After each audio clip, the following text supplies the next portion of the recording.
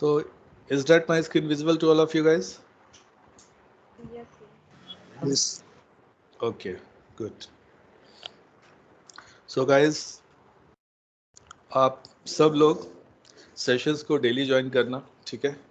Recording तो आपको मिल ही जाएगी, but along with the recordings, attending the session every day, it's very very important. क्योंकि आप जब सेशन देख के आप जब रिकॉर्डिंग सुनोगे तो आपको बहुत अच्छे से डबल क्लियर हो जाएगा. कोई डाउट्स वगैरह तो पहली बात तो सेशन में ही नहीं रहेगा, ठीक है? अगर एक आध डाउट अगर फिर भी रह जाता है तो आप रिकॉर्डिंग को आप देखोगे, एक बार, दो बार, तीन बार देखोगे तो आपको एकदम परफेक्टली आपको वो चीज़ समझ में आ जाएगी बिल्कुल, ठीक है? उसके प्रैक्टिस भी करना ज़रूरी है आपको. और जब तक कि बहुत ही ज़्यादा अर्जेंसी ना पड़े तब तक कि आप क्लास को बंक मत, मतलब क्लास को स्किप मत करना, सेशन को स्किप मत करना जब तक कि बहुत ही ज़्यादा अर्जेंसी ना पड़े, ठीक है? रिकॉर्डिंग्स तो आपको मिलती ही रहेंगी. Okay, so now we are starting our today session.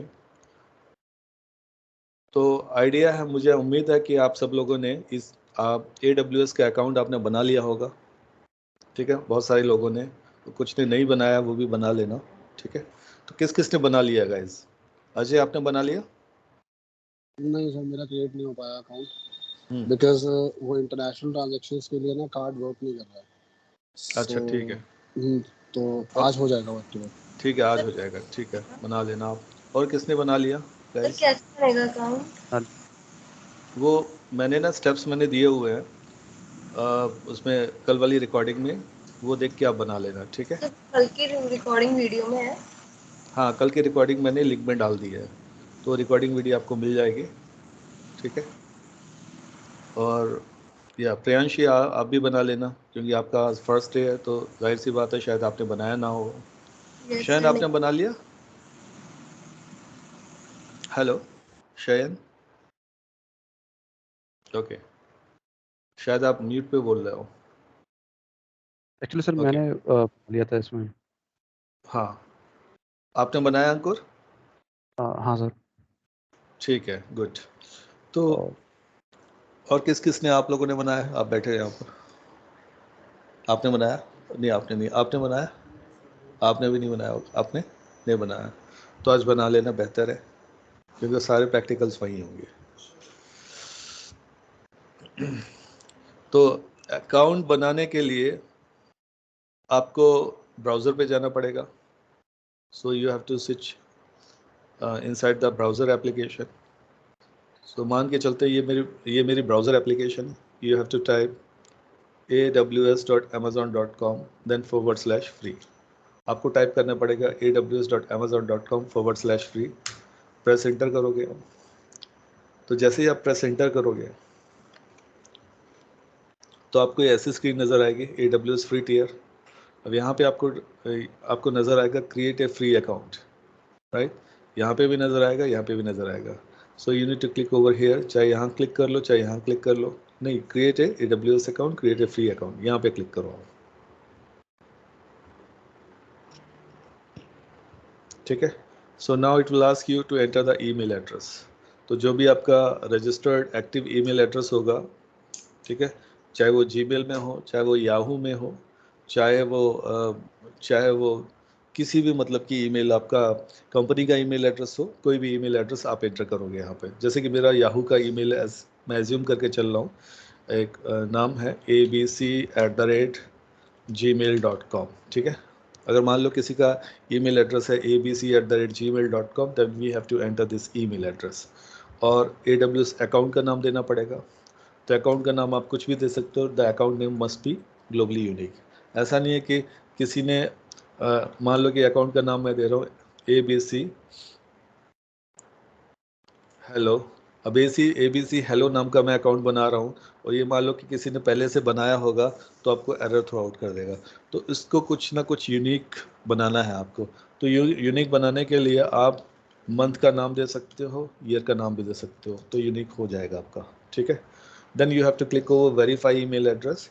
तो आपको ईमेल, आपका जो रजिस्टर्ड ईमेल एड्रेस होगा, जो ये आपका एक्टिव ईमेल एड्रेस होगा, उस पर एक मैसेज जाएगा, ईमेल जाएगा. इनबॉक्स में आप चेक करना, तो वहाँ पर एक मैसेज आएगा, वहाँ पे मैसेज आएगा AWS से, वहाँ पे कंफर्मेशन मांगेगा कि आपका यही ईमेल एड्रेस है, वहाँ पे क्लिक करके कंफर्म करोगे तो फर्दर प्रोसेस चलेगा वहाँ पे, ठीक है। फिर प्रोसेस में आपको during the process it will ask you to enter the card detail. It can be your debit card और it can be a credit card. जो आपका डेबिट कार्ड होगा, क्रेडिट कार्ड होगा, वो वीज़ा हो सकता है, मास्टर कार्ड हो सकता है। रुपए शायद नहीं चलेगा क्योंकि रुपए के लोकल यूज़ के लिए होता है, लेकिन ये बता रहे हैं कि इनके में इंटरनेशनल ऐसा कुछ लिखा हुआ है, तो ट्राई करके आप देख लेना, शायद काम कर जाए, ठीक है। लेकिन वीज़ा तो करेगा ही करेगा काम, वीज़ा तो बना ही इसलिए है, ठीक है।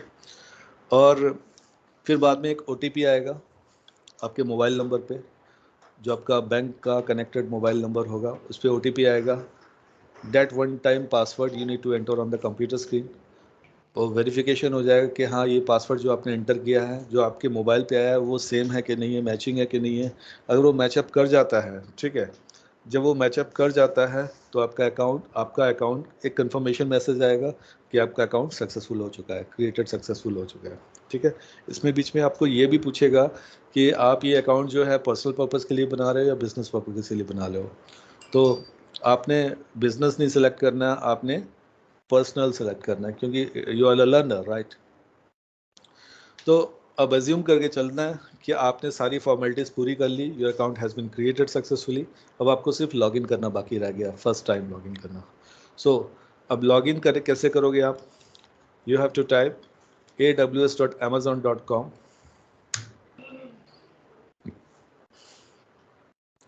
You can click over sign in, ये देखो साइन इन आ रहा है ऊपर,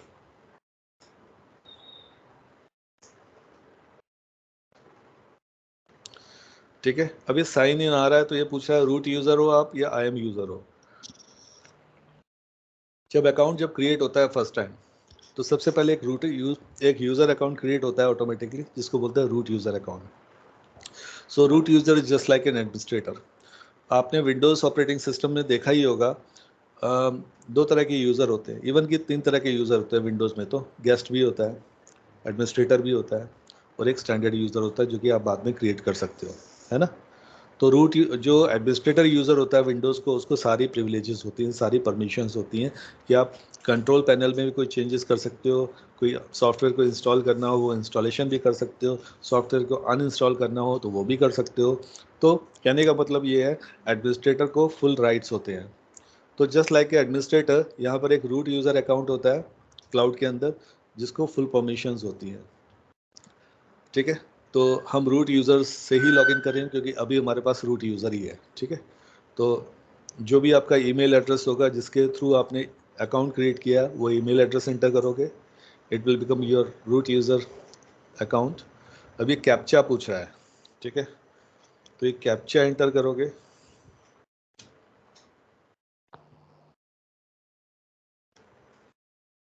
देखते हैं वर्क करेगा। हाँ कर रहा है।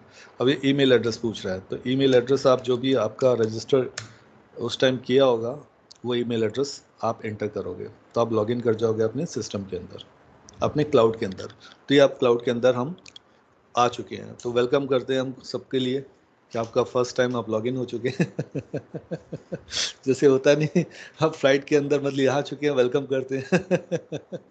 तो आप क्लाउड के अंदर आ चुके हैं, ठीक है। तो यहाँ पर आप देखोगे इसका कंसोल है, ठीक है। और AWS का अमेज़ोन का क्लाउड जो है उसके कई रीजन्स हैं, REGIONS। तो बहुत सारे रीजन्स हैं।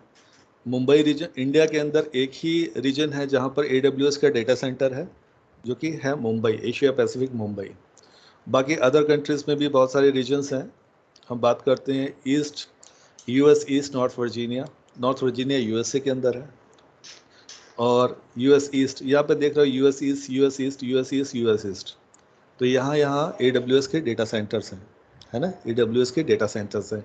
ये data centre physical data centres हैं।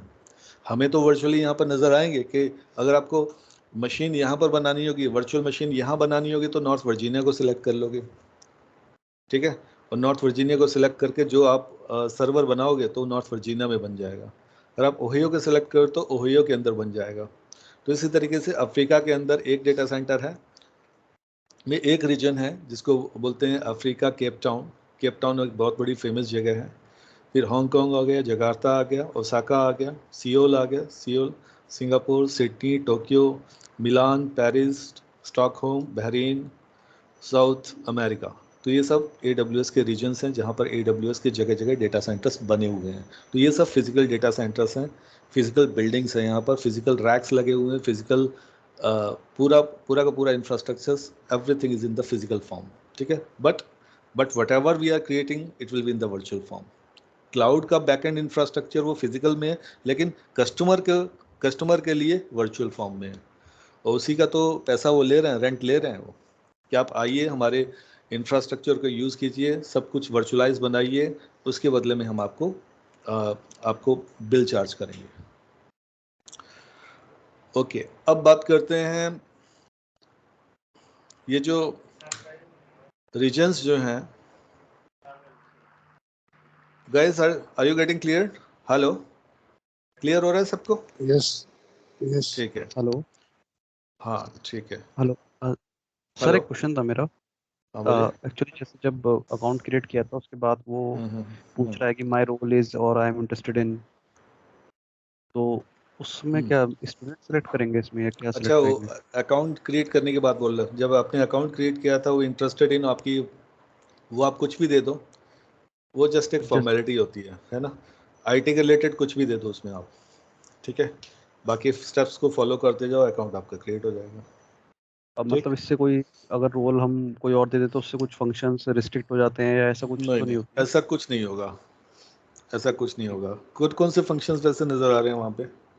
जैसे इसमें माय रोल्स में आ रहा है कि एकेडमिक, एप्लीकेशन आर्किटेक्ट, बिजनेस या स्टूडेंट, स्टूडेंट भी आ रहा है। आ और आर्किटेक्ट। इंटरेस्ट अच्छा, आर्किटेक्ट कर दो आर्किटेक्ट। आप, ठीक है। ओके, अब हम समझने की कोशिश करते हैं through the help of diagram, ठीक है। तो सबसे पहले बात करते हैं AWS के रीजन्स की, ठीक है। AWS के जगह जगह रीजन्स हैं, जैसे कि मुंबई रीजन हो गया आपका, मुंबई हो गया, बहरीन हो गया, अलग अलग रीजन्स हैं। रीजन्स क्या होते हैं? Regions are the logical geographical locations in which AWS physical data centers are located. तो सिंपल अगर लैंग्वेज में बोला जाए रीजन्स आर, बहुत सारे रीजन्स हैं। मुंबई हो गया, सिंगापुर हो गया, ठीक है, नॉर्थ वर्जीनिया हो गया, ठीक है, केप टाउन हो गया, अफ्रीका। ओके, अब बात करते हैं रीजन्स क्या होते हैं। रीजन्स आर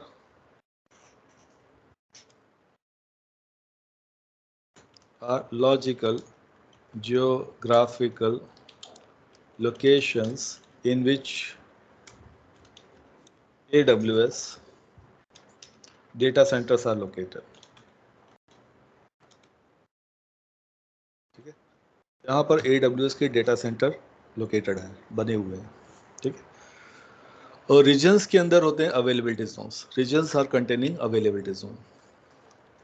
तो let's say the region is Mumbai, ठीक है। इस मुंबई रीजन के अंदर अवेलेबिलिटी जोन्स होंगे। तो मुंबई रीजन के अंदर कितने अवेलेबिलिटी जोन्स हैं? 3 availability zone. Availability zone A, availability zone B, availability zone C, ठीक है। तो ये मुंबई रीजन के अंदर है, ठीक है।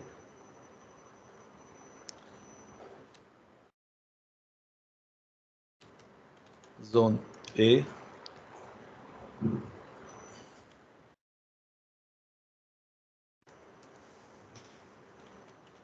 जोन B, ठीक है, अवेलेबिलिटी जोन C।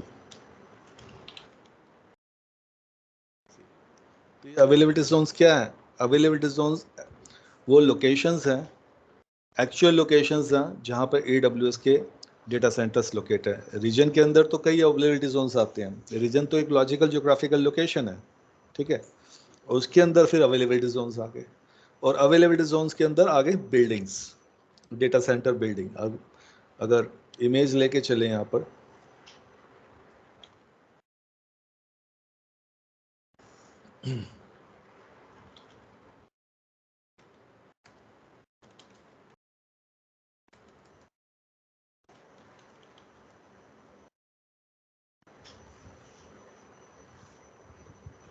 तो ये सब क्या है, बिल्डिंग्स आ गई है, AWS के डेटा सेंटर्स आ गए, ये देखिए, ठीक है।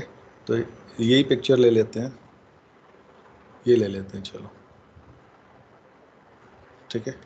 तो जैसे ये अवेलेबिलिटी जोन ए आ गया, अवेलेबिलिटी जोन बी आ गया, ये अवेलेबिलिटी जोन सी आ गया, ये तीनों की तीनों बिल्डिंग अलग अलग जगह हैं, ठीक है।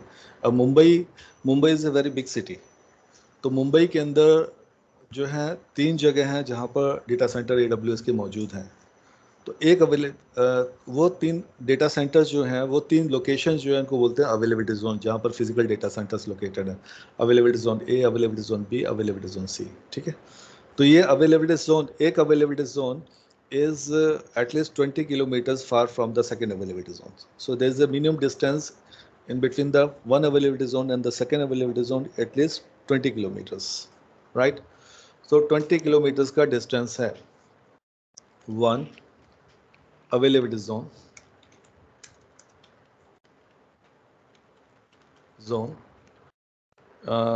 having a distance, right? Distance, okay, one availability zone is at least 20 minimum 20 kilometer per hour from another availability zone.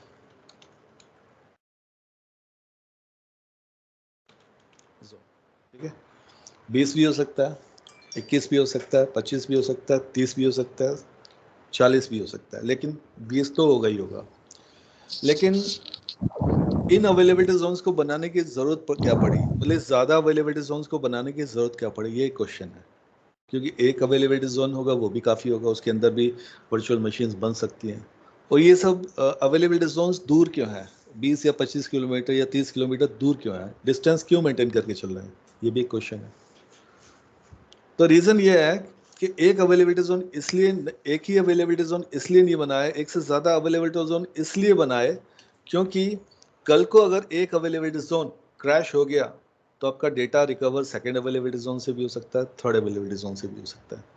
अभी मैं मान के चल रहा हूँ कि मेरा एक ही डेटा है abc.pdf, ये मेरी फाइल है, ठीक है। हेलो यस सर, एक रीजन में कितने जोन्स हम कंटेन कर सकते हैं? एक रीजन के अंदर मिनिमम 3 अवेलेबिलिटी जोन होते हैं, डिपेंड्स तो ऑन। सर बोलो। एस इंडिया के कंपैरेटिवली अदर कंट्रीज में इतने ज़्यादा रीजन्स हैं और हमारी पॉपुलेशन के अकॉर्डिंग वो रीजन कम नहीं पड़ जाते? बिल्कुल बिल्कुल, तो हमारी पॉपुलेशन के हिसाब से तो कम है, लेकिन it will be decided by the Amazon, है ना। जहाँ पर अमेज़ॉन को ज़्यादा फ़ायदा हो रहा है, जहाँ पे ज़्यादा वर्थ लग रहा है, तो वो डिसाइड करते हैं। We are still not using cloud computing yet. हाँ कर रहे हैं ना, मुंबई के अंदर है ना हमारे पास। ओके, मुंबई में है ना हमारा रीजन, है ना। हाँ हाँ हाँ, और मुंबई के अंदर डेटा सेंटर रीजन है, तो डेटा सेंटर भी है वहाँ पे AWS के, ओके, है ना। तो हम यूज़ कर तो रहे हैं, है ना। Okay sir. ओके, तो हर एक रीजन में same number of availability zone नहीं होते, मिनिमम 3 अवेलेबिलिटी जोन तो रहेंगे, लेकिन कुछ रीजन्स ऐसे भी हो सकते हैं जहाँ पर 3 से ज़्यादा अवेलेबिलिटी जोन हैं, जैसे कि नॉर्थ वर्जीनिया, है ना। नॉर्थ वर्जीनिया की जो कि USA के अंदर है। अब आपको मालूम है कि जो कंपनी कहाँ की है, ओरिजिन कहाँ है कंपनी का, USA का है। तो डेफिनेटली वो अपने एरिया को ज़्यादा डेवलप करेंगे, सबसे पहले प्रायोरिटी तो अपने ही एरिया को देंगे ना, क्योंकि US की कंपनी है, तो US में ज़्यादा अवेलेबिलिटी जोन उन्होंने बना दिया। और US का जो जोग्राफिकल एरिया जो है वो इंडिया से बहुत ज़्यादा है, स्टेट्स बने हुए वहाँ पे, कैलिफोर्निया, सैन फ्रांसिस्को, ये सब बना हुआ है ना। तो जो एरिया वाइज अगर देखा जाए तो इंडिया से बहुत ज़्यादा है। तो पहली बात तो ये होता है कि वो डेवलप, उनकी मर्जी है किस एरिया को वो ज़्यादा डेवलप करना चाहते हैं, कहाँ ज़्यादा डेटा सेंटर्स बनाना चाहते हैं, रीजन्स कहाँ बनाना चाहते हैं, तो वो डिसाइड करते हैं, अमेजोन की टीम डिसाइड करती है, ठीक है। अब यहाँ पर देख लो, पाकिस्तान में तो एक भी नहीं है फिर भी इंडिया में तो एटलीस्ट एक आ गया ना चाइना में एक भी नहीं है, श्रीलंका में एक भी नहीं है, ठीक है। लेकिन फिर भी एक अच्छी बात है, हाँ हाँ वहाँ की, ठीक है। अब चाइना में तो अपना भी पड़ रहा है, लेकिन हम उस बात पे नहीं जाएंगे, उनका तो अलीबाबा क्लाउड है उनका, तो उनको लेने की जरूरत क्या है अमेजोन से, है ना, खुद का वो है। हाँ इंडिया में बैन है वो अलग बात है, गवर्नमेंट इश्यूज की वजह से चाइना में कर रखे हैं। हाँ देखो, अब चाइना में अलीबाबा के अलावा कुछ भी नहीं चलेगा, क्योंकि वो अपने अपने प्रोडक्ट को, अपने क्लाउड को ज़्यादा प्रमोट करेंगे डेफिनेटली। ओके, अब बात करते हैं अवेलेबिलिटी जोन की। हम क्या बात कर रहे थे कि अवेलेबिलिटी जोन्स एक भी हो सकता था, लेकिन एक से ज़्यादा अवेलेबिलिटी जोन क्यों बना दिए? क्योंकि डेटा तो एक में भी अवेलेबल हो स्टोर करवा सकते थे, अपनी जो भी सर्वर्स बनाने हैं वो सर्वर इसी में बना रहे हैं, डेटा भी स्टोर करवा रहे हैं, सब कुछ एक में हो सकता था। लेकिन एक से ज़्यादा अवेलेबिलिटी जोन्स एक रीजन के अंदर बनाने की क्या ज़रूरत पड़ी? तो रीज़न ये है कि data disaster recovery solution. Reason क्या है? Disaster recovery solution. So AWS want to provide disaster recovery solution. That's why the AWS created multiple availability zone in a single region. अब एग्जाम्पल के तौर पे मान के चलते हैं, मान लो कि हमारा डेटा है और डेटा के तौर पे हमारी एक फाइल है abc.pdf, और ये फाइल हमने सेव करवाई, तो ये फाइल हमारी यहाँ पे भी एक कॉपी स्टोर हो रही है, यहाँ पे भी स्टोर हो रही है, यहाँ पे भी स्टोर हो रही है, ठीक है। एक ही डेटा की 3 कॉपी स्टोर हो रही हैं according to the availability zones. अगर नॉर्थ वर्जीनिया है तो वहाँ पर 6 अवेलेबिलिटी जोन है, तो वहाँ पर 6 अलग अलग कॉपीज 6 अवेलेबिलिटी जोन्स में कॉपी सेव हो रही है। कल को इस रीजन, इस लोकेशन में, यानी कि अवेलेबिलिटी जोन ए में अगर फ्लड आ जाए, ठीक है, it's a natural disaster, we can not control the flood, right. Earthquake आ जाए,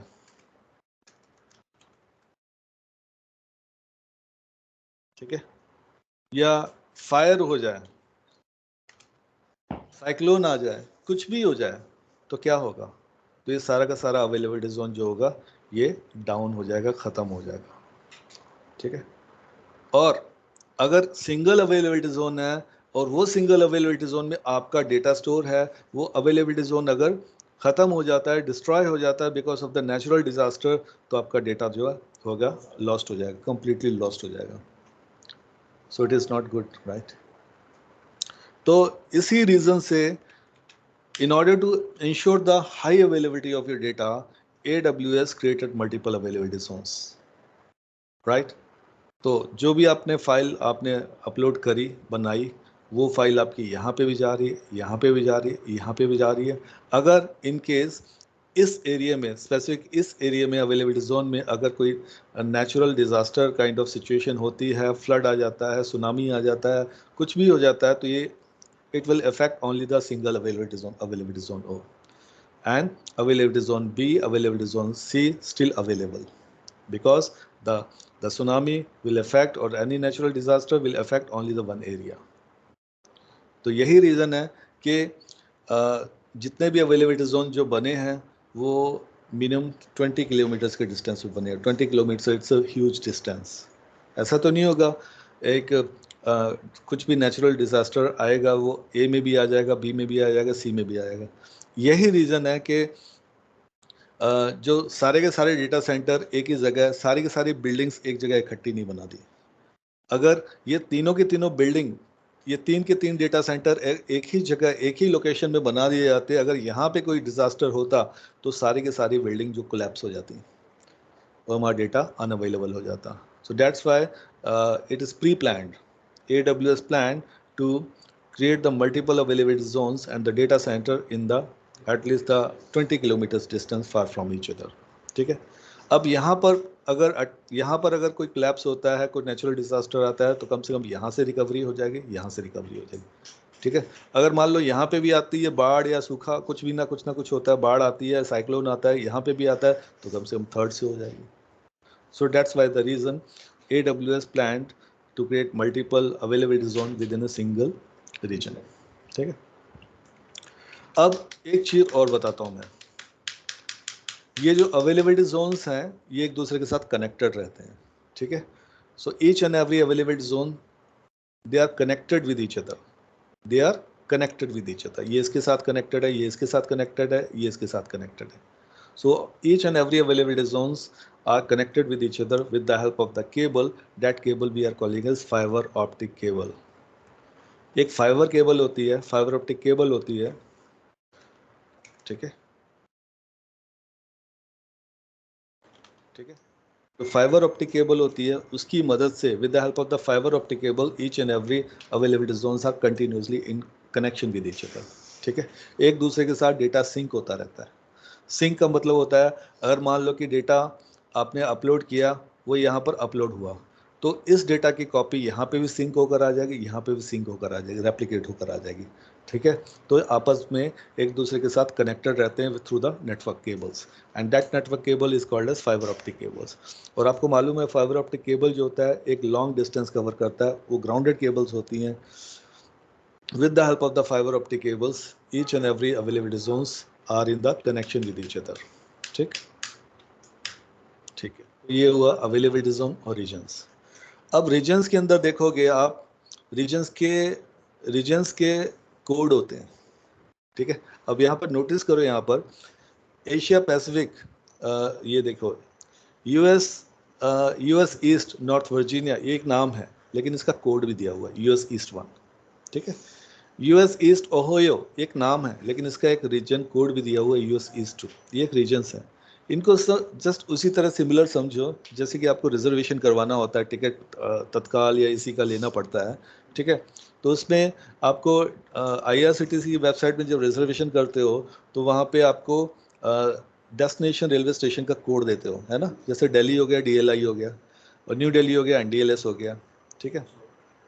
तो इस तरीके से अलग अलग स्टेशन कोड होते हैं।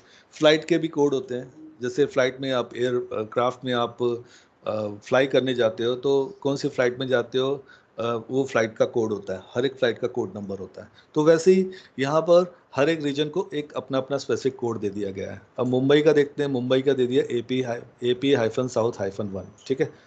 तो अगर इसके साथ इन रीजन कोड के आगे अगर A लिखा है या B लिखा हुआ है, वन मोमेंट गाइस,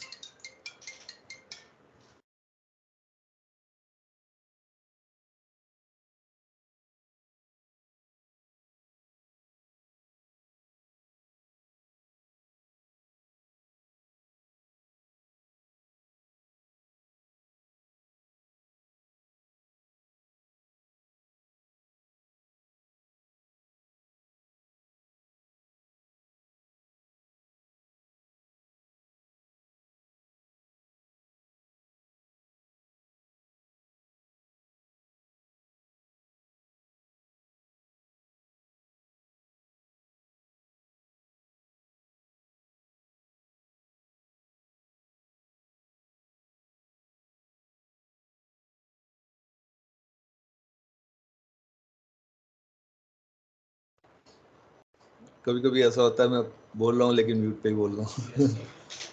ओके। तो यहाँ पर हमने समझ लिया कि रीजन्स क्या होते हैं, अवेलेबिलिटी जोन्स क्या होते हैं। तो आपको हर एक रीजन में कम से कम 3 अवेलेबिलिटी जोन्स तो मिलना ही मिलना है, मिलेंगे ही मिलेंगे, और 3 से ऊपर भी मिलेंगे आपको।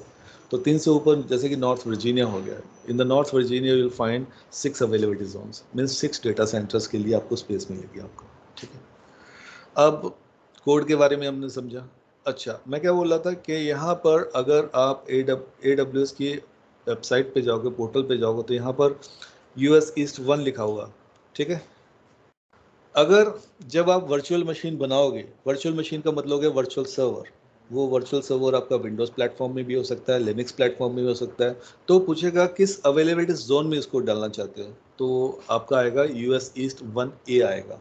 तो 1A का मतलब समझ जाना, अगर 1 के आगे A लिखा हुआ है तो आप समझ जाना ये नॉर्थ वर्जीनिया के ए अवेलेबिलिटी जोन में क्रिएट हो रहा है। अगर 1B लिखा हुआ है तो आप समझ जाना कि ये नॉर्थ वर्जीनिया के बी अवेलेबिलिटी जोन में क्रिएट हो रहा है, ठीक है। तो ये अभी तो रीजन्स के ही कोड हैं। ओके अब मैं यहाँ पे बताता हूँ कि जब आपका अकाउंट क्रिएट होता है तो AWS क्या जनरेट करता है, एक अकाउंट आईडी प्रोवाइड करता है आपको। जैसे कि बैंक अकाउंट खुलता है ना, तो हर एक का बैंक अकाउंट आईडी होता है, डिफरेंट होता है, यूनिक होता है, सेम तो नहीं होता। तो वैसे ही AWS जब अकाउंट ओपन करता है किसी भी पर्सन का जो कि AWS के रिसोर्सेज यूज़ करना चाहता है, सर्विसेज यूज़ करना चाहता है, तो एक अकाउंट आईडी यूनिकनेस के लिए प्रोवाइड करता है। अब जैसे मेरा अकाउंट आईडी है 998702624551, तो आप भी जब अकाउंट क्रिएट करोगे तो आप देखना कॉर्नर में, टॉप कॉर्नर में एक अकाउंट आईडी जनरेट होकर यहाँ पर अलॉट हो गया होगा, ठीक। और यहाँ पर ठीक है, एक तो ये अकाउंट आईडी हो गया, यहाँ से रीजन आप सिलेक्ट कर सकते हो और यहाँ पे आपको सर्विसेज मिलेंगी सारी। तो ये सर्विसेज के सेक्शंस हैं। तो आप ये मान के चलो कि AWS या कोई भी क्लाउड प्लेटफॉर्म जो होता है, it's just like A shopping mall, एक बिग बाजार जैसे हो गया, ठीक है, या रिलायंस डिजिटल हो गया, अलग अलग जो भी शॉपिंग मॉल होते हैं। और उन शॉपिंग मॉल के अंदर हेडिंग्स होती हैं, मतलब कि सेक्शंस बने होते हैं कि ये तो आपका ये आपका इलेक्ट्रॉनिक सेक्शन हो गया, ये आपका हो गया लैपटॉप हो गया, अलग अलग सेक्शंस बने होते हैं, क्लॉथिंग सेक्शन हो गया। तो वहाँ पर शॉपिंग मॉल में आप देखते हो कि हर एक चीज़ बाय नहीं करते हो आप, कुछ चीज़ होती हैं जो आपकी ज़रूरत की होती हैं, वही आप बाय करते हो, rest of the things you will not buy. तो इसके अंदर बहुत सी सर्विसेज ऐसी भी होंगी कि जो आपके मतलब की नहीं होंगी, जो आपके कोर्स या आपके प्रोग्राम, आपके सर्टिफिकेशन के रिलेटेड नहीं रहेंगे। आपकी सर्टिफिकेशन कौन सी होगी? AWS certified solution architect associate. और बहुत से सर्टिफिकेशन, बहुत से सर्विसेज ऐसी होंगी, पोर्टल तो सेम रहेगा, ठीक है। अब यही पोर्टल तो ब्लॉकचेन वाले भी यूज़ करते हैं, लेकिन ब्लॉकचेन की एक अलग सर्टिफिकेशन रहती है, ठीक है। और यही सर्टिफिकेशन AR VR वालों के लिए भी रहती है, जो कि होते हैं ना 3 डायमेंशन बनाते हैं, तो वो आगे AR VR, ये देखो चश्मा का भी ये सिंबल है यहाँ पर, ठीक है, वो लोग काम करेंगे। बहुत से ऐसी होगी जैसे कि फ्रंट एंड वेब मोबाइल, तो ये तो हमारा काम नहीं है, ये तो उन लोगों का काम है जो कि कोडिंग करते हैं मोबाइल एप्लीकेशंस के लिए, ठीक है। और हाँ, सैटेलाइट, रोबोटिक्स का भी हमारा काम नहीं है। Those people who deals with the robotics engineering, that people will go through that service, satellites. तो हमको वो सर्विसेज यूज़ करनी है जो कि हमारे काम की हैं एज पर द सर्टिफिकेशन, ठीक है। अब जैसे हो गया EC2, VPC, IM, S3। अब यहाँ पे क्लिक करेंगे तो इसके रिलेटेड सर्विसेज दिखेंगी सारी। इस सेक्शन में क्लिक करेंगे, हेडिंग क्लिक करेंगे तो इसके रिलेटेड सर्विसेज मिलेंगी, ठीक है। अब आप कंप्यूटर पे क्लिक करेंगे तो इसके रिलेटेड सर्विसेज मिलेंगी, ठीक है। आप यहाँ से भी जा सकते हैं, तो और इससे भी इजी वे है कि सर्च फॉर सर्विसेज में जाओ। यहाँ पर अगर मेरे को जाना है EC2 नाम की सर्विस के अंदर, तो मैं EC2 पे मैं क्लिक करूँगा। अभी EC2 क्या होता है ये जानने की कोशिश मत करो, जस्ट मैं अभी पोर्टल के बारे में बता रहा हूँ कि आप मेन डैशबोर्ड से किसी सर्विस वाले डैशबोर्ड के अंदर, सर्विस वाले कंसोल के अंदर कैसे जाते हो, स्विच कैसे करते हो उसके अंदर। अभी EC2 मैंने समझाया नहीं है, जब मैं EC2 समझाऊंगा तब उसके बारे में ही समझाऊंगा मैं, ठीक है। अभी मैं सिर्फ जस्ट एग्जांपल के तौर पे EC2 नाम यूज़ कर रहा हूँ। So there is a service called as EC2। I will type the name EC2 which is a service, and under the services you will find the name of the service EC2। इसके ऊपर click करोगे, अब आप क्या होगा, अब आप redirect कर जाओगे उस सर्विस के कंसोल के अंदर। अब उसके EC2 के रिलेटेड सर्विसेज आपको मिलेंगी, मतलब ऑप्शंस मिलेंगे, इंस्टेंसेस, इलास्टिक IPs, की पेयर, प्लेसमेंट ग्रुप, ये सब ऑप्शंस इस EC2 के रिलेटेड होते हैं, ठीक है। अब आपको बैक मेन डैशबोर्ड पे जाना है। अब इस कंसोल पे आ गए, EC2 सर्विस के कंसोल पे आ गए, जहाँ पर EC2 के ही रिलेटेड ऑप्शंस मिलेंगे इसको मैनेज करने के लिए, क्रिएट करने के लिए। अब you want to go back to the main dashboard, startup dashboard, तो AWS आइकन नज़र आ रहा है ना कॉर्नर पे लेफ्ट, यहाँ पे क्लिक कर दो, वापस पहुँच गए वहीं जहाँ से आप स्टार्ट हुए थे। अगर आपको एक दूसरी सर्विस के अंदर जाना है, S3 नाम की कोई सर्विस होती है, टाइप करो उस सर्विस का नाम, तो यहाँ पर नज़र आएगा under the services you will find the name S3। So click कर दो, अब आपको रीडायरेक्ट करके पहुँचा देगा S3 सर्विस के कंसोल के अंदर। अब आप आ गए S3 सर्विस के अंदर, कंसोल के अंदर। ठीक है। जब हम S3 करेंगे तो इसके बारे में डिटेल में जानेंगे हम, क्या होता है, कैसे काम करता है, कैसे क्रिएट करते हैं। ठीक है। अच्छा, अब हम इस S3 के सर्विस के अंदर, डैशबोर्ड के अंदर आ गए, कंसोल के अंदर आ गए। अब S3 कंसोल से हम मेन डैशबोर्ड में जाने के बजाय अब EC2 के अंदर डायरेक्ट जाना चाहते हैं, तो यही सर्च फॉर सर्विसेज में जाएंगे, EC2 टाइप करेंगे, यहाँ पर under the services you will find EC2 name, click over the EC2, you will get inside the EC2 service dashboard. आ गए दोबारा,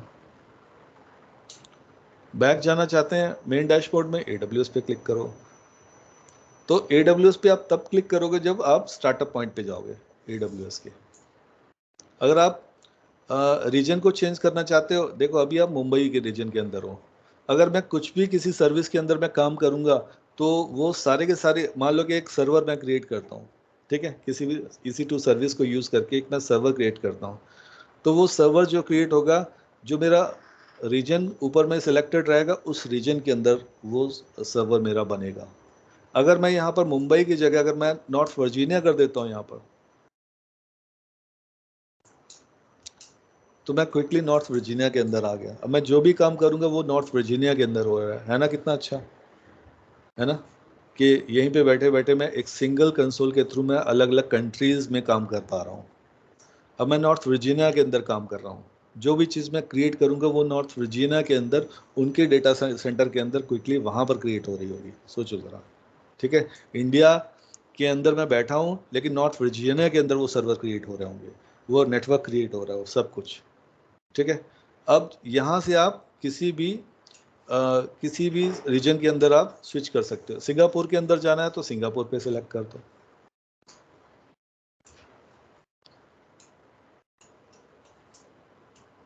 ठीक है। अब मैं बैक मुंबई को ही सिलेक्ट कर देता हूँ। तो वैसे तो क्या होता है कि आप वही रीजन सिलेक्ट करो which is very nearest to your physical geographical location. ठीक है, इट्स रेकमेंडेड। ठीक है, वही रीजन आप सेलेक्ट करो which is very nearest to your physical geographical location. अब आप इंडिया के अंदर हो, तो इंडिया के अंदर कौन सा रीजन सेलेक्ट करो, मुंबई सेलेक्ट करो। ठीक है, नॉर्थ वर्जीनिया करोगे तब भी चलेगा, सर्वर्स क्रिएट होंगे, सब काम होगा। लेकिन अगर आप लाइव इन्वायरमेंट में हो तो पहली बात तो कंपनी की पॉलिसी भी होती है, कॉम्प्लायंस पॉलिसी होती है, कि कंपनी की पॉलिसी होती है कि भाई आप अपने ही कंट्री के अंदर सिलेक्ट कर, सर्वर्स वगैरह क्रिएट करो, वर्चुअल मशीन जितनी भी चीज़ें हैं सब अपने कंट्री के अंदर, जो डेटा सेंटर है उसके अंदर करो। पहली बात तो क्या है कि स्पीड आपको ज़्यादा मिलेगी। जो चीज़ नज़दीक में है वो चीज़ आप फटाफट मतलब कि ले लोगे, जो चीज़ दूर में है तो उसको एक्सेस करने में थोड़ा सा लेटेंसी आ सकती है, थोड़ा टाइम लग सकता है। अगर आपको नॉर्थ वर्जीनिया की चीज़ें एक्सेस करने में आपको 4 सेकंड लग रहे हैं, तो मुंबई की चीज़ एक्सेस करने को हो सकता है 2 ही सेकंड में आप एक्सेस कर लोगे, तो एक स्पीड का भी फ़र्क पड़ जाएगा। ठीक है, so latency will be the main factor. और कुछ कंपनीज़ की पॉलिसी होती है कि हमारा डेटा, हमारे जो रिसोर्सेज क्रिएट होने चाहिए, रिसोर्सेज जैसे कि सर्वर, ठीक है, स्टोरेज, हमारे उसी कंट्री, अगर हमारा बिजनेस अगर इंडिया के अंदर है तो इंडिया वाले ही रीजन के अंदर होना चाहिए। ठीक है, अगर हम बहरीन के अंदर है हमारा बिजनेस तो बहरीन वाले ही रीजन के अंदर होना चाहिए हमारा। तो ये कंप्लायंस पॉलिसीज होती हैं कंपनी की। ठीक, ओके। अब हम अपनी पहली सर्विस के ऊपर की तरफ मूव करते हैं। We are calling as EC2 service and which is very very interesting service. ठीक है,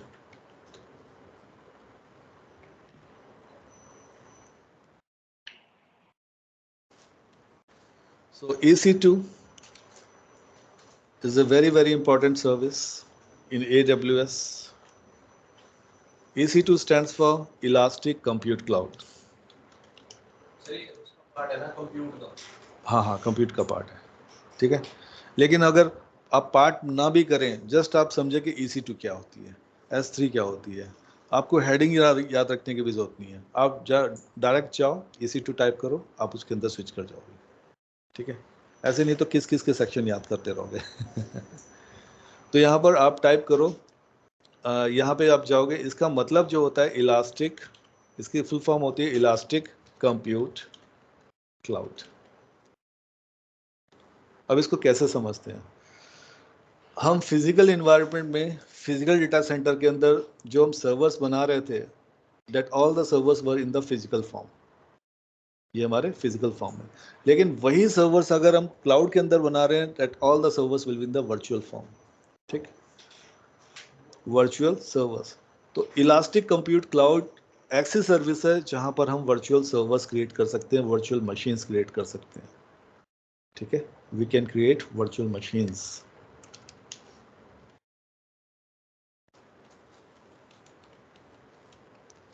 virtual machines means virtual server.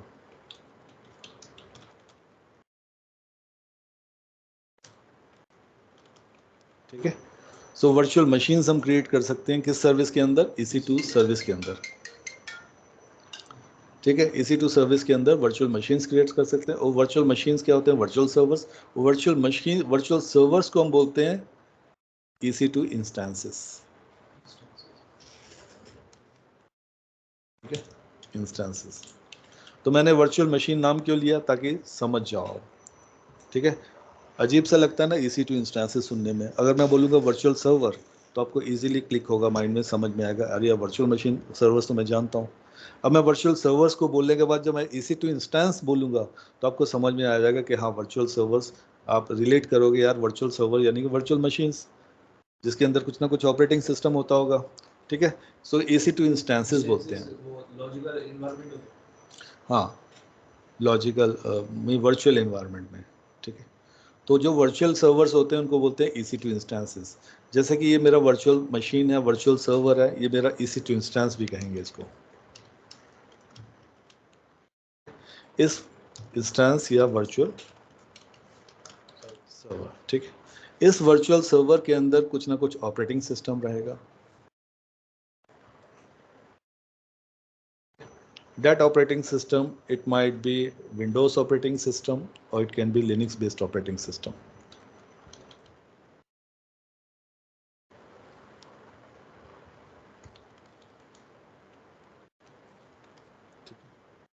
और लिनक्स के भी कई फ्लेवर्स हो सकते हैं। लिनक्स के अंदर आपका CentOS हो सकता है, इट कैन बी Ubuntu हो सकता है, it can B Red Hat हो सकता है, तो कुछ भी हो सकता है, बहुत सारे फ्लेवर्स हैं। Debian हो सकता है, अवेलेबल फॉर द लिनक्स। ठीक है, और विंडोज सर्वर के अंदर भी बहुत सारे फ्लेवर्स हो सकते हैं, जैसे कि server 2012, server 2016, server 2019, server 2022. So these are the various flavors available in the Windows platform. ठीक, अब इस वर्चुअल को सर्वर को क्रिएट करने के अंदर के लिए जो इंटरनल कंपोनेंट्स होंगे वो भी वर्चुअल होंगे। वर्चुअल CPU होगा, वर्चुअल रैम होगी, वर्चुअल डिस्क होगी। ठीक, तो ये सब वर्चुअलाइज फॉर्म में होगी। क्लियर हो रहा है? सिंपल ही है। अब ये बात करते हैं कि ये मेरा वर्चुअल सर्वर है, इसमें कोई ना कोई ऑपरेटिंग सिस्टम है, इसको क्लीन कर देते हैं। ये मेरा क्लाउड है,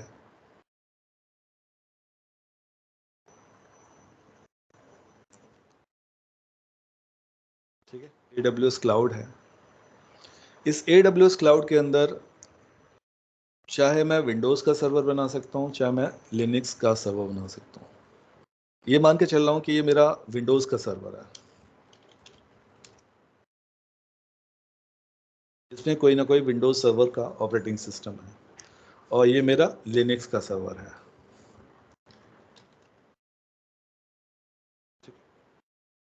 और ये विंडोज़ का सर्वर, ये लिनक्स का सर्वर है। इन दोनों के दोनों सर्वर्स को मुझे एक्सेस करना है। ये मेरा ये ISP है, इंटरनेट सर्विस प्रोवाइडर। ये ISP कुछ भी हो सकता है।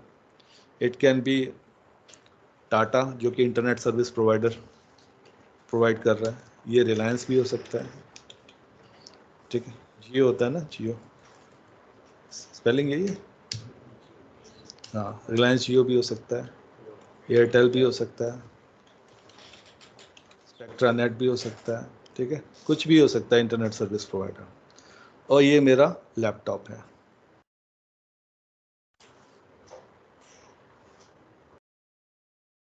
ठीक है, ये मेरा फिजिकल लैपटॉप है। ये फिजिकल लैपटॉप, इस फिजिकल लैपटॉप पे इंटरनेट मस्ट है, there must be some internet connection, right. अगर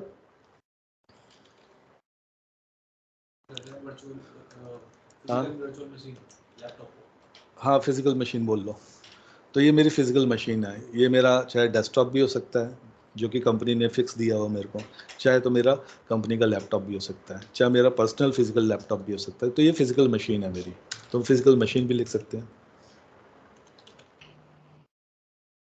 तो इस फिजिकल मशीन में मेरे को एक्सेस करना है क्या, विंडोज़ का सर्वर एक्सेस करना है। ठीक है, तो विंडोज़ के सर्वर को एक्सेस करने के लिए मेरे को क्या क्या रिक्वायर चाहिए। पहली बात तो इंटरनेट होना चाहिए, और दूसरी बात मेरे को पता होना चाहिए कि इसका पब्लिक आईपी एड्रेस क्या है।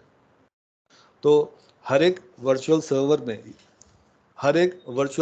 में पब्लिक आईपी एड्रेस होगा और प्राइवेट आईपी एड्रेस होगा।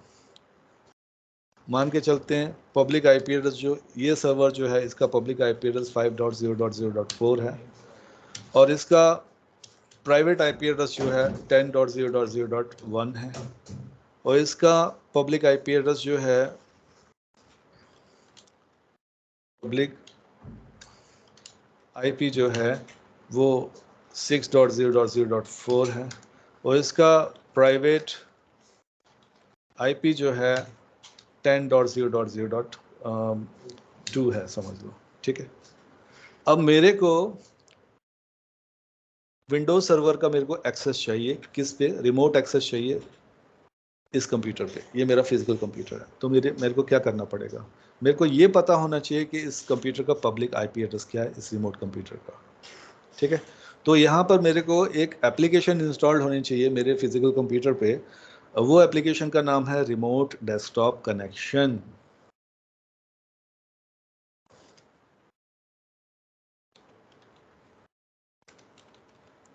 ठीक है, कौन सी एप्लीकेशन, रिमोट डेस्कटॉप कनेक्शन। एक ये फ्रीवेयर एप्लीकेशन है, इसको बाहर से आपको डाउनलोड करने की ज़रूरत नहीं है अगर आपका विंडोज़ का कंप्यूटर है।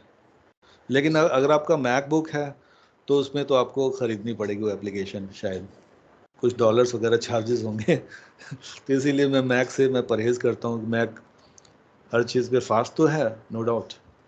अब यहाँ पर मैं टाइप करूँगा यहाँ पर रिमोट डेस्कटॉप कनेक्शन, तो ये देखो फ्रीवेयर एप्लीकेशन है। तो यहाँ पर ये देखो आपको नज़र आ रहा है ना क्या लिखा, remote desktop connection, the computer name field is blank. तो यहाँ पर आप उसका पब्लिक आईपी एड्रेस टाइप करोगे। मान लो कि इस मशीन को आप अपने कंप्यूटर पे एक्सेस करना चाहते हो, तो इसका पब्लिक आईपी एड्रेस अगर 5.0.0.4 है तो ये पब्लिक आईपी एड्रेस यहाँ टाइप करोगे और कनेक्ट पे क्लिक कर दोगे, तो यहाँ से कनेक्शन, यहाँ रिक्वेस्ट जाएगी और यहाँ से रिस्पॉन्स मिल जाएगा और कनेक्शन बिल्डअप हो जाएगा। ठीक है, तो हमारी कौन सी एप्लीकेशन होनी चाहिए, रिमोट डेस्कटॉप कनेक्शन एप्लीकेशन होनी चाहिए। अगर तो रिमोट डेस्कटॉप कनेक्शन एप्लीकेशन सिर्फ विंडोज़ का रिमोट एक्सेस करने के लिए होती है, लिनक्स का नहीं। अगर आप लिनक्स का सर्वर एक्सेस करना चाहते हो अपने कंप्यूटर से, तो आपकी कहाँ से, वेब ब्राउज़र से भी कर सकते हो। वेब ब्राउज़र पे भी एक्सेस दे दिया उन्होंने, ऑटोमेटिकली कंसोल बिल्डअप हो जाता है। कोई guys please mute your mic Hina, क्योंकि बैकग्राउंड में किसी बच्चे की आवाज़ आ रही है।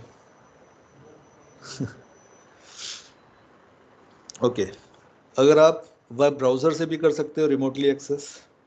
एक पुट्टी नाम की एप्लीकेशन होती है, putty.exe, ये आपको डाउनलोड करनी पड़ती है एप्लीकेशन, इससे भी एक्सेस कर सकते हो रिमोटली।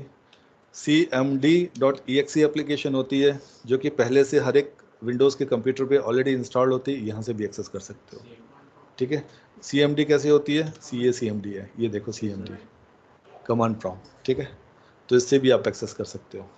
तो ये तीनों के तीनों क्लाइंट एप्लीकेशंस होती हैं, ये क्लाइंट कंप्यूटर पे इंस्टॉल होती हैं। ये क्लाइंट एप्लीकेशन है, क्लाइंट कंप्यूटर पे इंस्टॉल होती हैं, और इन क्लाइंट एप्लीकेशन की मदद से आप रिमोटली लिनक्स सर्वर को एक्सेस कर सकते हो, विंडोज़ के सर्वर को एक्सेस कर सकते हो। ठीक है, अब और डिस्कस करते हैं थोड़ा और। अब अगर आपको विंडोज के सर्वर को एक्सेस करना है तो विंडोज के सर्वर का रिमोट कनेक्शन बनाने के लिए एक प्रोटोकॉल यूज होता है, उस प्रोटोकॉल का नाम है RDP। ठीक है, RDP नाम का एक प्रोटोकॉल होता है which will build up A connection, remote connection in between the Windows server and your physical computer. तो RDP की फुल फॉर्म होती है रिमोट डेस्कटॉप प्रोटोकॉल, और इसका एक सर्विस पोर्ट नंबर भी होता है। That service port number is 3389। ठीक है, ये हम नहीं फिक्स करते, ये पहले से होता ही है। जब प्रोटोकॉल बनाया था किसी ने, उसने एक सर्विस पोर्ट नंबर दिया था इसका कि ये इसका नंबर है, आइडेंटिफिकेशन नंबर है। ठीक है, और ये प्रोटोकॉल क्या करता है, it will create a background connection. So this protocol will create a background remote connection of this remote computer on my physical computer. तो यहाँ पे जो connectivity यहाँ पे हो रही है, this connectivity will be created by a protocol called as RDP. तो RDP it works only for Windows connection अगर लेना हो remotely, so that connection will be built up by the protocol called as RDP, only just for the Windows.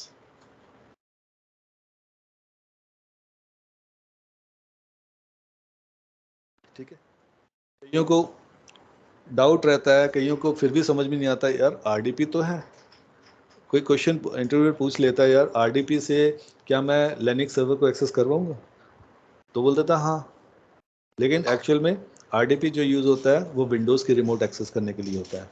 ठीक है, अगर मेरे को remotely Linux server को एक्सेस करना है, so that connectivity will be created by another protocol that is called as SSH। SSH जो work करता है पोर्ट नंबर 22 पे। ठीक है, तो SSH नाम का एक प्रोटोकॉल है। SSH की फुल फॉर्म है सिक्योर्ड शेल। S का मतलब हो गया सिक्योर्ड, SH का मतलब हो गया शेल। सो सिक्योर्ड शेल नाम का एक प्रोटोकॉल है which will create a background connection in between the remote Linux server and my physical computer. अगर आप SSH को नहीं लोगे, ऐड नहीं कर पाओगे, तो कनेक्शन नहीं बनेगा।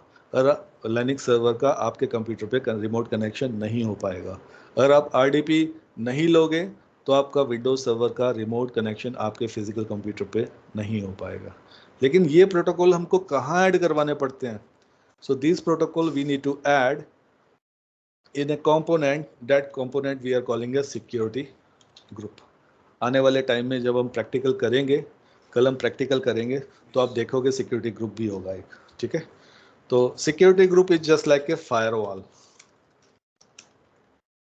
फायरवॉल आपने सुना ही होगा, फायरवॉल का काम क्या रहता है। सो security group is just like A firewall.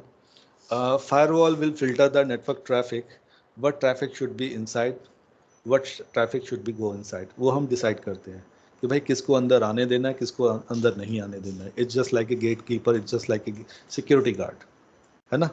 आप किसी कंपनी में जब इंटरव्यू देने जाते हैं, आप मान लो कि TCS कंपनी के अंदर गए, मान लो कि HCL टेक्नोलॉजीज के अंदर गए, तो आप गेट से सीधे एंटर हो जाते हैं?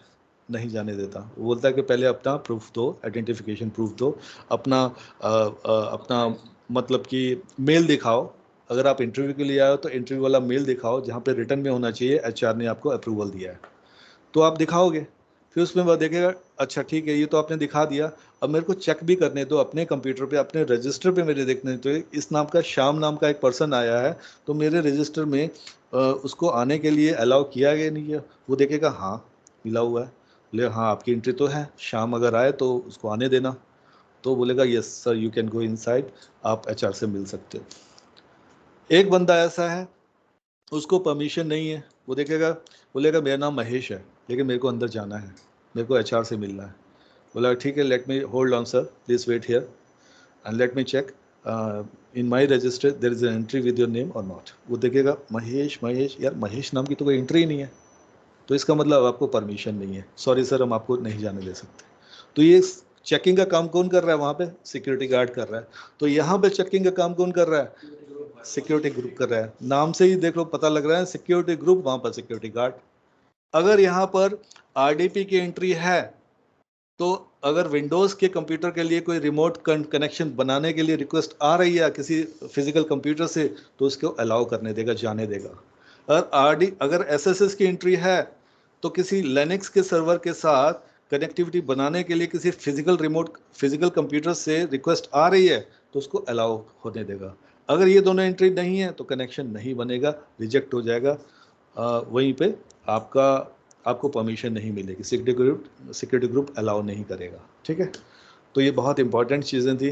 अच्छा, एक और कंपोनेंट आप पढ़ोगे जिसको बोलते हैं की पेयर फाइल।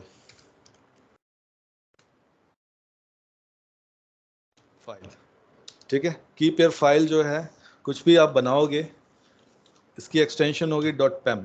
ठीक है, अब ये फाइल जो होगी, नाम कुछ भी लग सकते हो, लेकिन इस फाइल का काम क्या रहेगा? इस फाइल का काम रहेगा आपके पासवर्ड को डिक्रिप्ट करवाना, एक पासवर्ड जनरेट करना और आपको प्रोवाइड कर देना। It provides the password. अब पासवर्ड किस लिए यूज होता है? ऑथेंटिकेशन के लिए। अब आप सर्वर को एक्सेस करने जा रहे हो, कि सर्वर को कुछ ना कुछ तो ऑथेंटिकेशन के लिए कोड होना चाहिए ना, कि अब अगर आपको ये कोड मालूम है तो आप लॉगिन कर पाओगे, यूनिक आईडी। ठीक है, अगर ये कोड यूनिक आईडी आपको मालूम नहीं है तो आप एक्सेस नहीं कर पाओगे, है ना। जैसे आप एटीएम के अंदर आप लॉगिन करते हो कैश निकलवाने के लिए, कोड आपको मालूम है तो कोड एक्सेप्ट हो जाएगा और आप पैसा निकलवा लोगे। कोड आपको नहीं मालूम है सही कोड, तो आप एक्सेस नहीं कर पाओगे। तो वैसे ही ऑथेंटिकेशन के लिए आपको यहाँ पर एक की पेयर फाइल होती है जिसको बोलते हैं की पेयर फाइल, उसकी एक्सटेंशन होती है पैम, और वो आपको पासवर्ड देगी। That password you will apply to get log in, to get sign in inside the remote Windows server और द रिमोट लिनक्स सर्वर। ठीक है,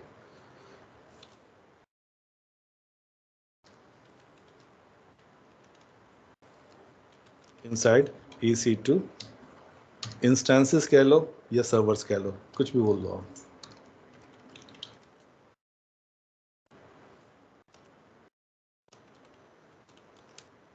ठीक है, तो ये आज हमने डिस्कस कर लिया कि EC2 इंस्टेंस होता कैसे, काम कैसे करता है, कौन सा प्रोटोकॉल काम करता है, क्लाइंट में कौन सी एप्लीकेशन रन होनी चाहिए।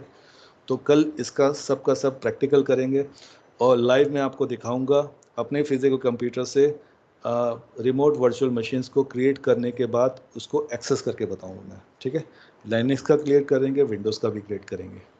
ठीक, तो आज के लिए काफ़ी है। Guys, are you clear everybody? Sir ये जो आप नोट्स कराते हो, सर इसके नोट्स भी हैं आपके पास? देखो, मैं आप एक PDF है, कोई जो माइंड में आता है वो मैं बनाते जा, कोई मेरा वो नहीं है, फ्लो में मेरे हो सकता है कि 2 लाइनें मैं ज़्यादा भी बोल जाऊँ मैं। ठीक है, तो सारे नोट्स मेरे माइंड में हैं। ठीक है, तो आपको अगर PDF चाहिए तो मैं PDF में अपलोड कर दूंगा ड्राइव के अंदर में, जो कि आप रेफरेंस के तौर पे यूज़ कर सकते हो।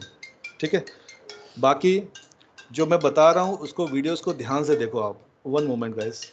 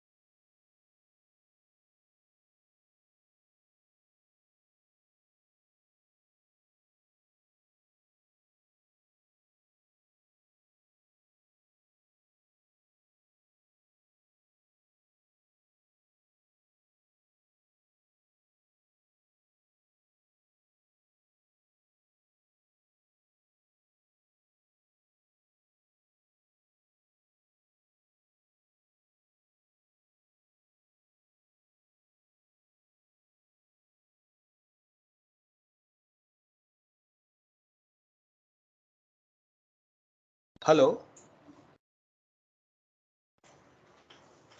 am I audible to you guys? Yes. Yes, sir. Okay okay, कोई कुछ पूछ रहा था शायद, गरिमा कौन पूछ रहा था? हेलो, ठीक है, सर कौन पूछ रहा था? प्रियांशी आप पूछ रहे थे? नोट्स हाँ, सर नोट्स ठीक है। देखो नोट्स तो देखो क्या रहेगा, नोट्स तो आपको मेहनत करनी पड़ेगी, खुद बनाने पड़ेंगे, देखो है ना, क्योंकि अगर स्पून फीडिंग करेंगे तो आप ज़िंदगी में कभी तरक्की नहीं कर पाओगे। अगर एक एक चीज़ से जब स्पून फीडिंग में करवाऊंगा, कहीं पे भी किसी भी लाइन में बता रहा हूँ मैं, ठीक है, तो मैं जो पढ़ा रहा हूँ उसको बस ध्यान से डिटेल में देखते जाइए और उसको करते जाइए, उसके फिर अपने हिसाब से अपने ही लैंग्वेज में नोट बनाइए आप, क्योंकि नोट्स हमेशा अपने ही होने चाहिए, अपनी लैंग्वेज में होने चाहिए, कस्टमाइज नोट्स, ठीक है। हर एक के नोट्स को बनाने का तरीका अलग रहता है, वो आप बनाते जाइए, वीडियोस को 2-3 बार 4 बार वॉच करते जाइए और वो आपकी लाइफ टाइम में एसेट की तरह काम देंगे आपको, ठीक है। और पीडीएफ भी चाहिए तो पीडीएफ भी मैं वहाँ पर ड्राइव में जाके अपलोड कर दूंगा, उससे भी रेफरेंस ले सकते हो, ठीक है। और मैं जो करवा रहा हूँ वो बहुत ही ज़्यादा सिंपल लैंग्वेज में पढ़ा रहा हूँ। अगर मैंने बहुत सारे रेफरेंसेस ले रखे हैं, क्योंकि अगर आप देखोगे बुक्स को तो बहुत ही कॉम्प्लिकेटेड लैंग्वेज यूज़ की है। इंग्लिश में तो सब इंग्लिश मीडियम में पढ़े हैं, लेकिन वही टेक्निकल लैंग्वेज आप सीखोगे देखोगे ना तो कुछ भी समझ में नहीं आया, कुछ भी पल्ले नहीं पड़ेगा आपको। तो वही चीज़ मेरे वीडियोस को फॉलो करते रहो और मेरे वीडियोस को और आपको समझ में आता है तो रेफरेंस ले सकते हो और अपने अपने नोट्स बना सकते हो, ठीक है प्रियांशी? ओके, हेलो, हाँ। तो ये अभी आप बीटेक कर रहे हो ना? हाँ, तो आप जब कंपनी में, मैं एक्सपीरियंस से मैं बता रहा हूँ, अपने इतने साल के एक्सपीरियंस से बता रहा हूँ कि वहाँ पर कंपनी में आपको कोई भी नोट्स वाला नहीं मिलेगा आपको। वहाँ पर आपको ये कैलिबर अभी से पैदा कर लेना चाहिए कि आपने खुद सेल्फ डिपेंडेंट होकर चलना है, खुद का ही सीखना है, खुद के ही नोट्स बनाने, कस्टमाइज नोट्स बनाने अपनी खुद की लैंग्वेज में, ठीक है। ओके गाइस, देन कल मिलते हैं इसी टाइम में। आज का समझ में आ गया प्रियांशी सब कुछ आपको? हेलो, सर समझ आ गया। यस सर, आ गया समझ। ठीक है, ठीक है। So guys, that's it for today.